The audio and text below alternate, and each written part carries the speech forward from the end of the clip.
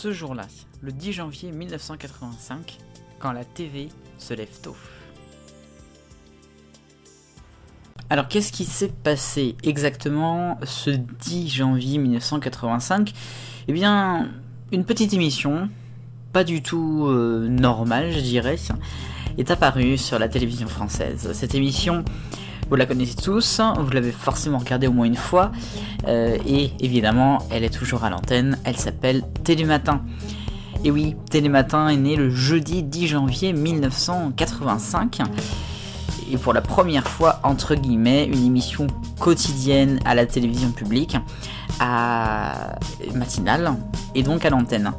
Je dis entre guillemets parce que c'est pas la première émission matinale. La première émission matinale c'est celle de Canal+, mais c'est sur une chaîne payante. C'était le 7-9 de Michel Denisot depuis le 4 novembre 84, soit donc 2 mois avant. On n'est pas non plus dans le détail, enfin un petit peu, mais bon, c'est en tout cas ce qui s'est passé ce jour-là. C'est la première émission matinale de France 2, à l'époque Antenne 2.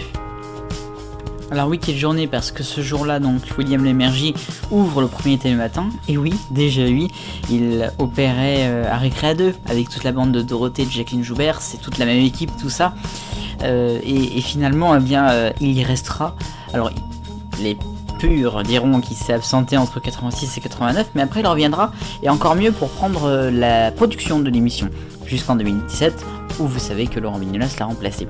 Alors, c'est une grande journée pour la France et pour la télévision, puisque c'est la première fois donc on a une émission matinale quotidienne sur une chaîne publique. La BBC avait lancé son breakfast le 17 janvier 1983, soit donc 2 jours avant, très vêtu par ITV, le réseau, avec le TV AM, avec notamment l'émission d'I-Break et Good Morning Britain réunis.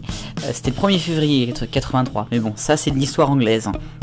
Chez nous donc c'est l'émission de la télévision publique le matin. Il faut savoir que c'est pas la première, puisqu'il y a eu sur TF1 en 1984 Bonjour la France, qui elle s'occupait des week-ends. Je crois qu'il y avait Jean-Claude Bourret qui présentait, ou Jean-Claude Narcy, je ne sais plus. Bref, Bonjour la France, c'était donc une émission qui proposait une matinale, mais le matin des week-ends, le samedi et le dimanche. Et en semaine, avec l'arrivée de Télématin en 85, ça fera donc une continuité 7 jours sur 7 de matinale. Tout ça est beau. Mais enfin bon, ça ne changera pas grand chose, puisque la vraie première émission matinale de la télévision française, ça sera le 7-9 de Michel Denisot, je le disais, sur Canal dès le 4 novembre 1984. Donc je refais la chronologie. Septembre 84, TF1 le samedi dimanche Bonjour la France, 4 novembre 84, Canal+, le 7-9, et 10 janvier 85, Antenne 2, Télématin. C'est une journée qui restera quand même gravée, parce que c'est la naissance d'un monument, la télé. Oui. Et c'est pour ça que c'est culte, parce que Télématin elle est toujours là maintenant, même si c'est dans la tourmente. Et c'est surtout le début d'une grande histoire pour la télévision de le matin, parce que maintenant la télévision est 24h sur 24, et c'est un peu grâce à eux aussi.